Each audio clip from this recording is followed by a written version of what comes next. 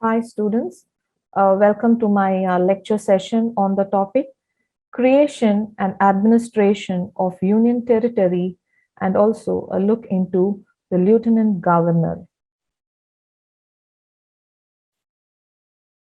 Article 1 of the Indian Constitution. Article 1 in the Constitution states that India, that is Bharat, shall be the union of states. The territory of India shall consist of the territories of the states, the union territories, and any territory that may be acquired in future. Now, what is a union territory? A union territory is a type of administrative division in the Republic of India. Unlike the states of India, which have their own governments, union territories are federal territories governed in part or in whole by the Union Government of India. At present, we have 8 union territories in India. These are Ladakh, Delhi, Andaman and Nicobar Islands, Puducherry, Lakshadweep, Dadar, Nagar Haveli, Daman and Diu, Chandigarh, Jammu and Kashmir, that was formed uh, recently. Now let's look into the creation of Union Territory. In 1956, Union territories were constituted by the 7th Constitutional Amendment Act and the States Reorganization Act. Some of these union territories have been elevated to statehood, like Himachal Pradesh, Manipur, Tripura, Mizoram, Arunachal Pradesh, and Goa, which are states today, were formerly union territories. The 8 union territories currently in India are Andaman and Nicobar Islands, Chandigarh, Dadar and Nagar Haveli, Daman and Diu, National Capital Territory of Delhi, Jammu and Kashmir, Lakshadweep, and the Union Territory of Puducherry. Ladakh and Union Territory of Puducherry. Looking into the creation of union territories, they have been created for a variety of reasons. Say, for example, the creation of Delhi and Chandigarh as union territory is basically because of the political and administrative consideration. The creation of Puducherry, Dadra, and Nagar Haveli and Daman and Diu as union territories was because of their cultural distinctiveness.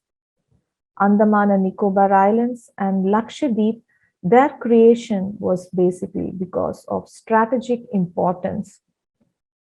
Special treatment and care of the backward and tribal people was one of the reasons for creating union territories like Mizoram, Manipur, Tripura, and Arunachal Pradesh, which later became states.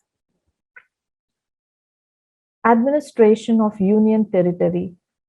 Articles 239 to 241 in Part 8 of the Constitution deal with the Union territories, and we see that there is no uniformity in their administrative system. Every Union territory is administered by the President through an administrator appointed by him. The administrator of a union territory is an agent of the central government, and it is not the head of the state like a governor.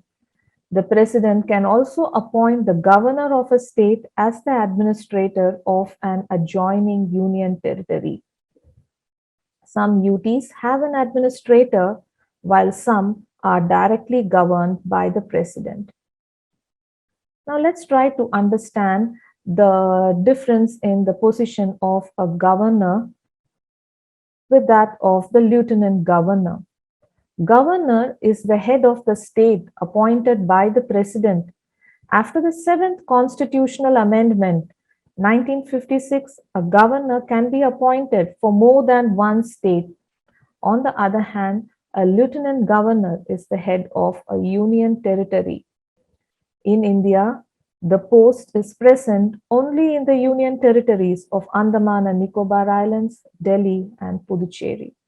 In other Union territories, administrators have only been appointed. The functions and powers of a governor and a lieutenant governor are more or less the same.